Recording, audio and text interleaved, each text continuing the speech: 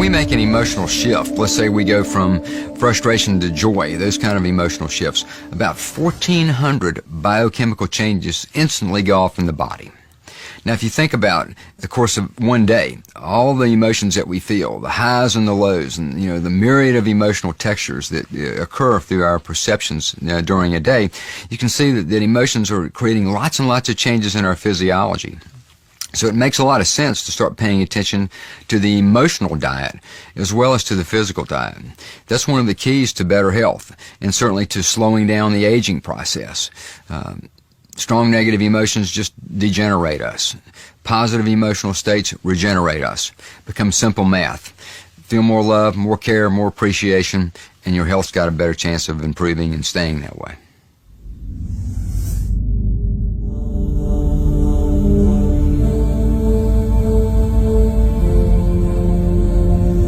One of the most profound discoveries made really since the advent of quantum physics is a thing called the zero-point field. And what this is the energy exchange that goes on between subatomic particles.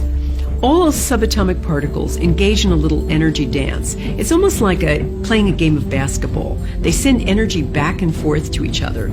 And in that exchange, a thing called a virtual particle is created, just for less than the blink of an eye. Now, that little individual exchange isn't much energy. It's about a half a watt's worth. But when you multiply all of the subatomic particles doing this energy exchange across all things in all the universe, you come up with this unfathomable amount of energy, all happening out there in empty space, like some supercharged backdrop. While conventional biology focuses on the material stimuli, quantum physics reveals that it's the invisible stimuli that are much more important.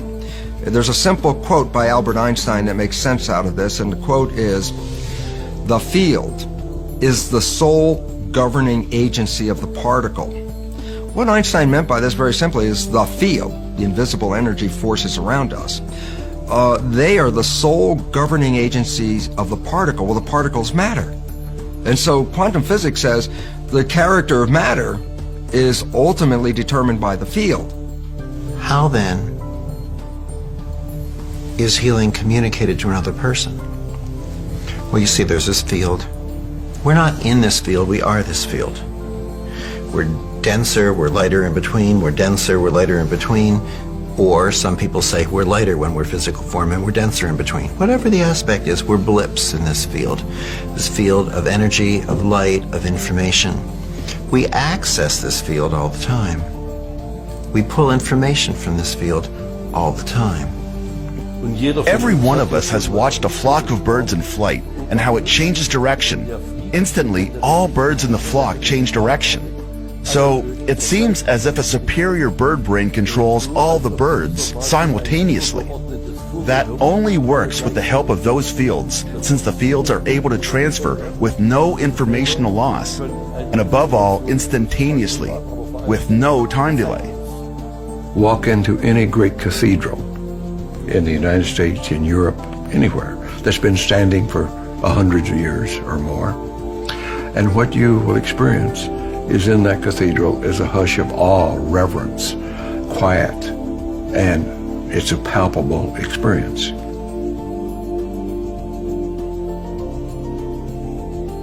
Why is that true? It is true because for hundreds of years, the people going into that cathedral have been on their best behavior.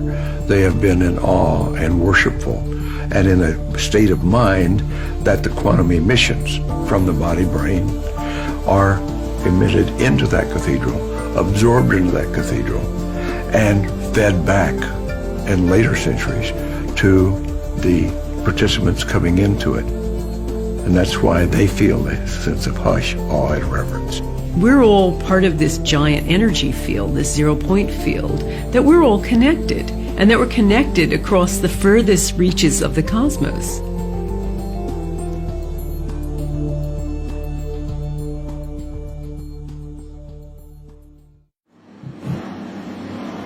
Watch an ice skater. There are things that they can do that are not describable in terms of nerve impulses. Nerve impulses and chemical reactions are too slow to explain the subtleties of life. Even now, if you look up the textbooks in psychology, in medicine or biology, and try to find out how the nervous system works, you're confronted with the discontinuity of the system.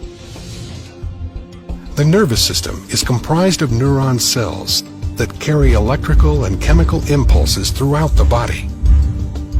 If you measure the impulses of the nervous system, we get some of them going at 200 miles an hour, whereas other of them going at 2 miles an hour, and I think those of the pain reflexes are very slow. How on earth the brain or any other part of the body can coordinate the nervous system and your very fine movements when these impulses are supposed to be travelling at many different speeds is just an impossible problem. If you're a dancer, for example, we're moving in 3 dimensions and you're moving in time.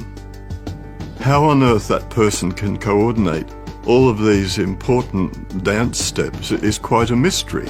This seems to be impossible with the contemporary model of the nervous system. We need a field theory to explain how the nervous system in all its complexity can coordinate everything that happens in the body. We now know when you study nervous system activity that the brain can start firing synchronous pulses throughout different areas of the brain virtually instantaneously.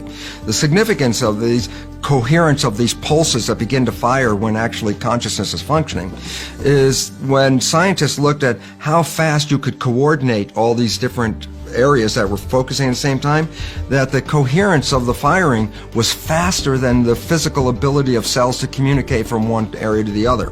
So basically, these results reveal that the brain is communicating on a higher level than through the physical transmission of nerves.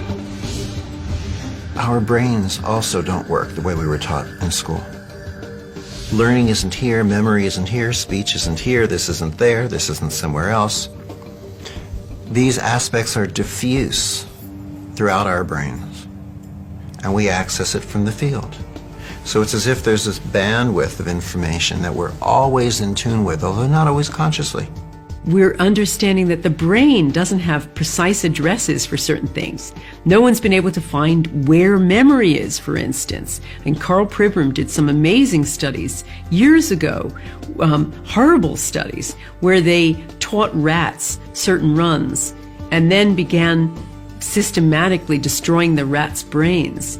And they found that no matter how much of the brain they removed, the rats might have terrible motor skills from that, but they would still, over and over, remember the run. And from that, Pribram understood that you couldn't say that memory has one precise address, that it's much more delocalized. And in fact, most radically, that memory might not exist inside the skull at all, but maybe somewhere out here in the field. And so what you have instead of this localized, centralized system is much more of a paradigm where the body is an interaction. It's not something that ends here, it's something that ends out here. And that we have an interaction taking place between us and our environment, us and the field at every moment. I had an irregularity on a kidney that was discovered by an MRI. The physicians wanted to biopsy that, and I said, no, we're not going to do that. And I had a healer, Adam, a young man in Vancouver, who was developing his talents as a healer. He wanted to work on it. Over a period of a month, we did that once a week. Using just a photograph, Adam can perceive a person's body field in the form of a holographic image. He sees areas where the energy flow is blocked, which indicates illness or injury. Through his intention to heal, he manipulates energy and information to clear these blockages, allowing the body to change. I went back and had a sonogram made of that a month after diagnosis. The radiologist examined the data and said, whatever you're doing, keep doing it, that the irregularity in the kidney is smaller and disappearing. Went back 3 months after that, and later in 2003, after that, where the total healing period had been less than 6 months, and again had sonogram, and it was totally gone. Everything was regular again. Nearly all of the healings that I have worked with have been remote or at a distance, and it doesn't seem to make, the distance seems to have no effect at all, which would again suggest we're dealing with a quantum phenomena. The healer was in Vancouver, British Columbia. I was in Florida, the longest distance across the United States. So I've continued then to experiment with different healing modes for different things with different people. But the mechanism is always the same. There's information being transferred, and there seems to be an energy transfer as well that's palpable. It now appears that our bodies are connected to the field, but what is the mechanism for this intercommunication? How can this connection take place? One possible solution: the biophoton. Biophotons are weak emissions of light emanating from the cells of all living things. We know we're sending out information with biophoton emissions because people like Fritz Popp have discovered that we are sending out tiny currents of light. We started to look for these photons. I knew from the beginning on that it must not be very high intensity, but it was clear that one should have these photons at all in a cell. In order to detect the biophotons, Professor Popp and his students needed a photomultiplier that was so sensitive it could see a candle over 12 miles away. When a living organism is placed in front of the photon detector, light emitting from the cells can be observed. We started with cucumber seedlings and later with other ones, and all living systems which we put into the instrument showed this very weak photon emission. Professor Popp theorizes that these biophoton emissions may be controlling our body's metabolism. Molecules cannot regulate themselves. They have to have a field more or less. So the photons should be the carrier of the information which is necessary to regulate the metabolism. These biophotons create a dynamic, coherent web of light within our bodies. Our bodies are constantly emitting light in the form of biophotons. Are these biophotons the body's control mechanism? Isn't that the function of our DNA, our genes? Genes are not controlling our biology. When we get issues running in families, for example, cancer, we immediately look at a genealogy chart and mark all the recipients of this cancer running through the family, and then turn around and say, look, genetics, this is running in the family, so there must be cancer genes. What they've left out is this very interesting piece of research that reveals that when children are adopted into families that have cancer, the adopted children will express the cancer with the same propensity as any natural child in that family. But the interesting fact is the child comes from totally different genetics that doesn't even have that cancer. So it says being introduced into the family dynamics, which is where you learn perceptions and beliefs and attitudes, is what shapes the cancer, not the genetic.